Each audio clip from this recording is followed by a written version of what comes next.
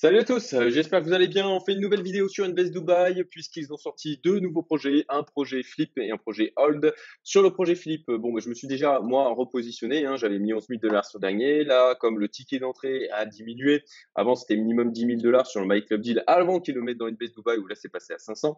Bon bah là du coup j'ai diminué aussi mon ticket, j'ai mis que 5 000 dollars et donc j'ai encore d'argent en attente pour les prochains flips. Et puis, je regarde aussi les projets Hold et c'est le nouveau projet qu'ils ont donc sorti. Je réduis ma tête.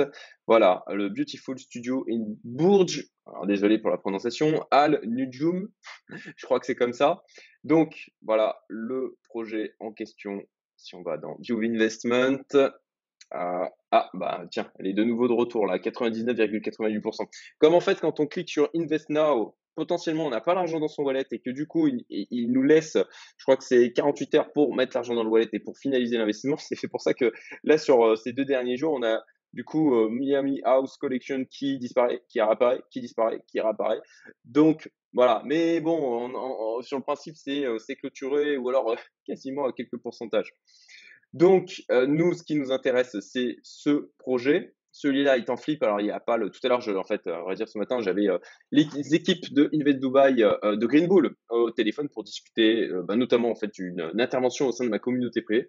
Et, un des associés va intervenir donc au sein de ma communauté privée Youmento fin octobre. D'ailleurs, si la communauté vous intéresse, on est entre autres entrepreneurs et investisseurs. Vous avez le lien du coup en description et en commentaire épinglé si vous voulez postuler.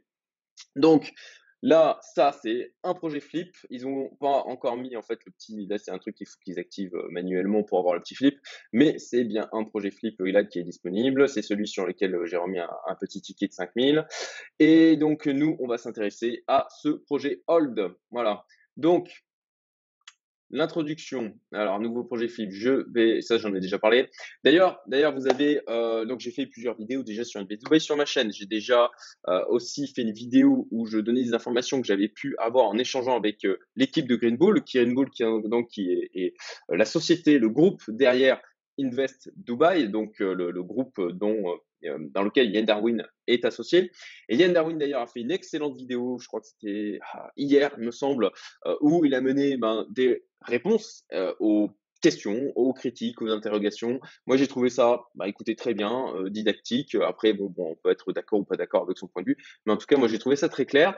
Et pour ma part, d'ailleurs aussi, les échanges que j'ai avec leur équipe, qui sont transparents, productifs, efficients et réactifs. Écoutez, pour ma part, ça me conforte d'autant plus dans mon choix d'investir avec eux. Et d'ailleurs, suite à ce qui va se passer au sein de ma communauté privée fin octobre, certainement que l'on va faire d'autres deals en direct avec eux. Donc, l'utilisation de Wise, alors ça, Yann Darwin en parlait, il parlait de Revolut, il parlait de Wise. Pour ma part, j'en ai déjà parlé sur ma chaîne, j'ai eu quelques petits soucis avec Revolut, ce qui fait que je ne l'utilise plus aujourd'hui. Vous avez le lien vers la vidéo qui en parle en haut à droite. Et donc, j'utilise Wise. Voilà. Et j'ai utilisé Wise pour envoyer du coup mes dirhams sur Invest Dubai. C'est assez simple. Vous envoyez sur Wise. Vous transformez vos euros, vos USD. J'espère que vous êtes en dollars actuellement, vu la tête que ça, vu la tête de l'euro versus dollar. Vous les transformez en AED et ensuite vous les renvoyez sur le compte de Invest Dubai. C'est très rapide. Hein. Moi, ça a pris 1 ou 2 heures pour être pris en compte dans mon wallet Invest Dubai. Je ne vais pas revenir dans cette vidéo sur les éléments contextuels liés à Dubaï. Ça, j'en ai déjà parlé. Je vais me concentrer vraiment sur l'analyse de ce projet Hold et uniquement sur les éléments qui y sont associés. Pour rappel, disclaimer, ce n'est pas du conseil en investissement. Je ne suis qu'un investisseur lambda qui vous partage ce qu'il fait, ses réussites, ses erreurs aussi sur cette chaîne YouTube. Voilà, on partage d'expérience tout simplement et avec, je l'espère, hein, que vous le percevez comme ça en toute humilité. Donc, je vous invite bien sûr à tous les documents là que j'ai regardés. Je vous invite aussi à les regarder. Moi, je vais vous parler des points que j'ai regardés en particulier. Les plus loin, les plus, les risques, on va quand même revenir dessus, c'est important. Et puis la décision que j'ai prise. En synthèse, donc il s'agit d'un studio. Pour rappel, c'est de la location courte durée. On m'avait fait une réflexion comme ça en disant, je comprends pas, ils donnent de l'argent tous les mois alors qu'à Dubaï, on paye le location pour une année total. Et oui, à Dubaï, ça se passe comme ça. C'est la même chose à l'île Maurice. Enfin non, je dis des bêtises. À l'île Maurice aussi, on s'engage sur un an, mais on paye pas pour une année directement. À Dubaï, c'est quelque chose qui est plutôt fréquent. Donc, c'est de la location courte durée avec derrière une société de conciergerie qui gère le tout. On a donc un rendement mensuel, alors qui est annoncé sur le site à 10 et quelques, mais ça, j'en avais déjà parlé dans une autre vidéo, voilà, 10,82, j'avais fait mon calcul de mon côté, et en fait, en prenant en compte les frais d'achat, parce que oui, il y a des purchase costs, des frais liés à l'achat, eh bien, on a un rendement qui est du coup inférieur. Et ça, c'est en fait un standard à l'américaine, hein, ça ne prend pas en compte pour le rendement, eh bien, le prix avec les frais, mais le prix de vente tel qu'il est affiché à la base. Donc, on a un rendement mensuel en fait qui est de 9,4%. Et ça, c'est une information que vous retrouvez en fait dans le fichier Excel qui est joint. Je vais le retrouver. Voilà, on a dans Annual Yields, voilà, 9,4%, non pas 10,82. 9,4%, c'est vraiment sur l'argent qu'on investit, avec les frais qui sont pris en compte, et c'est ça, nous, en tant qu'investisseurs, qui nous intéresse.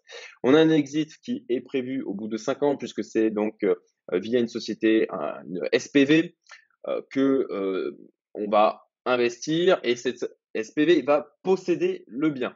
L'objectif, c'est donc de vendre au bout de 5 ans.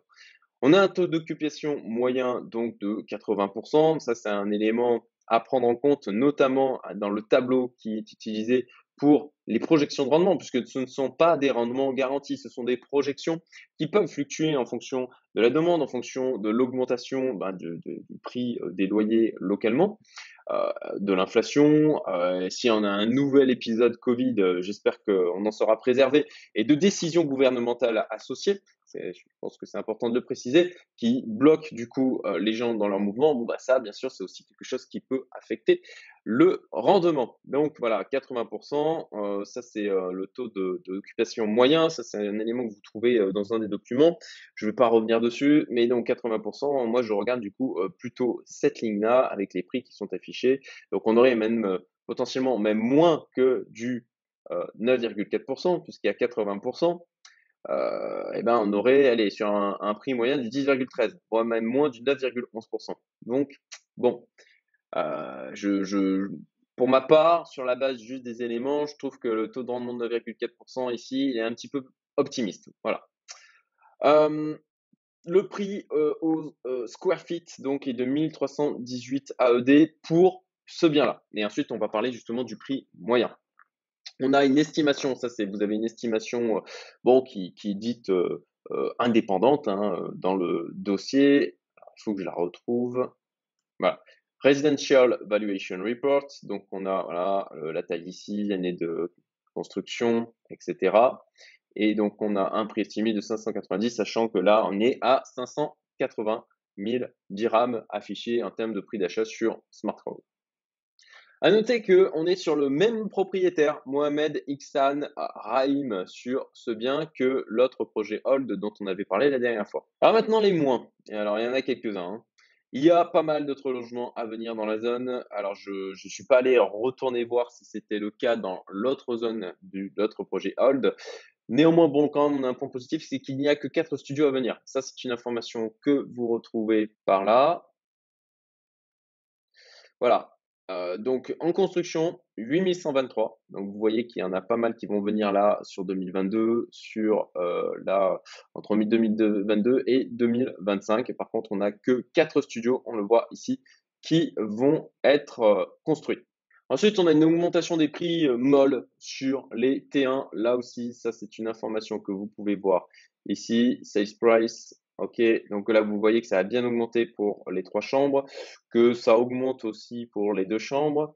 Et puis pour les studios et les T1, eh bien c'est plus mou en termes d'augmentation. On a une petite augmentation là dernièrement, mais c'est beaucoup plus limité. D'ailleurs, on a même chose au niveau des prix à la location, une augmentation mais plus douce, plus molle aussi hein, que les autres biens de type T2, T3 notamment. Par contre, ce qui est intéressant, c'est qu'on a en fait le rendement, c'est sur les studios qu'il est le plus important. Voilà, vous le voyez ici, même si c'est un petit peu baissé en juillet 2022. Le prix moyen dans la résidence est de 1216 dirhams. Donc là, il y aurait du coup un coût d'achat plus élevé que le prix moyen dans la résidence. Mais ça peut s'expliquer du fait que c'est un studio, voilà, plus petit, donc un prix au mètre carré plus élevé. OK, ça peut se comprendre. Par contre, on a des purchase costs qui sont plus importants en proportion par rapport à l'autre projet Hold. Ça, c'est une information, même chose que vous pouvez calculer dans ce document. Voilà, ici, vous voyez 580 000 et Total Acquisition Cost 671 931. Ce qui nous fait en fait des coûts de Purchase Cost Transaction Cost de 16%. Là où on était en fait sur l'autre projet Hold de mémoire, que je ne vous dise pas de bêtises, je reprends une petite note, voilà, on était à 11,8%. Ce qui fait donc une différence assez notable puisque eh bien, du coup, dès notre achat, on a un appauvrissement sur le principe qui est du fait de ces frais qui sont plus importants en proportion, plus importants que l'autre projet Hold que j'avais évoqué. Alors les plus, bon, c'est le taux de rentabilité des studios qui est en hausse, et puis un effet de rattrapage probable sur les prix par rapport donc, comme on l'a vu, sur les T2, T3, T1. Les risques, eux, eh bien, ils n'ont pas trop changé. On a l'histoire du timing sur le dollar. On est sur un horizon de 5 ans. Ça peut pas mal fluctuer. On arrive là sur le dollar d'une manière générale par rapport au DXY, donc qui est le panier de devises versus dollar. On est, je crois que sur les 112, hein, je regarde ça assez régulièrement. Et on aurait une zone de résistance sur les 118. Et puis de la même manière, hein, versus euro, bon on pourrait descendre à 0,96. On aurait là aussi une zone de support euro-dollar et puis de la même manière une zone de résistance du côté du dollar à 1,04 approximativement.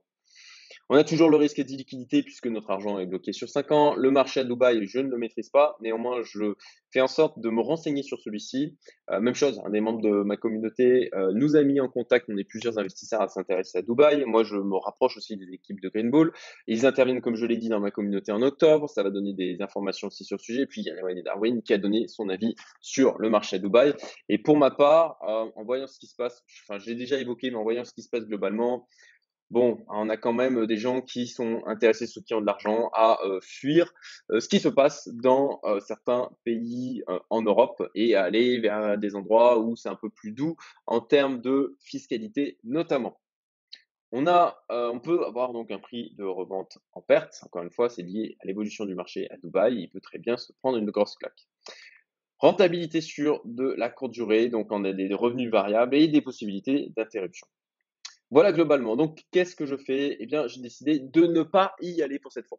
Moi, ce qui me chiffonne, alors peut-être que j'ai un biais du coup de comparaison hein, par rapport à l'autre projet, mais je trouve que 16% de coût dès le début, dès l'achat, je préfère me positionner sur des biens qui sont plus gros, où on va avoir du coup des coûts en termes d'achat qui vont être moins importants en termes de proportion par rapport aux biens. Donc pour cette fois, je n'y vais pas. Après, je vous rappelle, hein, moi, je vais clairement privilégier les projets flip. Je vais mettre quelques billes sur les holds, sur les projets qui me semblent intéressants. Le dernier me semblait intéressant. Celui-ci, je suis voilà, je suis moins emballé, notamment pour tous les moins que j'ai notés. Bon, on a des plus qui sont beaucoup moins présents. Voilà, c'est ma décision. Vous n'êtes pas obligé de faire pareil, la même chose. Vous pouvez faire votre propre analyse. Vous pouvez me dire ce que vous en pensez aussi dans les commentaires de la vidéo. Je vous rappelle que les projets Hold, c'est des projets en fait qui viennent directement de SmartCrowd, la plateforme qui propulse Invest Dubai.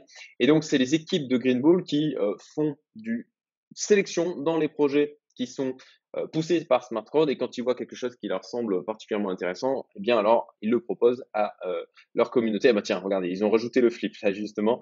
Je leur avais dit ce matin, donc ils l'ont fait, c'est bien. Et donc bon voilà, désolé pour la digression. Et donc ça, c'est des projets qui viennent de SmartCrowd. Mais Green Bull, là où ils portent réellement les projets, c'est sur les projets qui sont en mode flip.